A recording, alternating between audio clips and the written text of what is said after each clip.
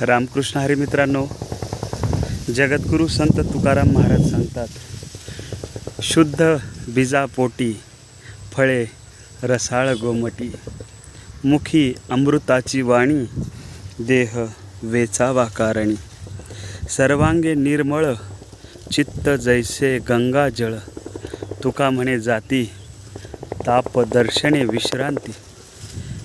याचा अर्थ असा आहे मित्रांनो की जसं तुमचं बीज असेल तसंच तुमचं फळ येतं. जर बीज शुद्ध असेल तर रसाळ सुंदर गोमटं फळ त्याला उमटतं आणि म्हणजेच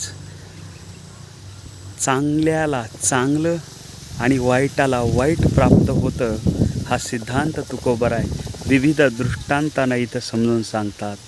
तुम्ही जीवनातही शुद्ध करा, तुम्हाला शुद्धच मिळेल. चांगलं करा, चांगलंच मिळेल. अहो, तुम्ही बोरीचं बीज लावलं तर आंबा कुठून येणार आहे? म्हणून शुद्ध बीजापोटी फळे रसाळ गोमटी. रामकृष्ण हरी.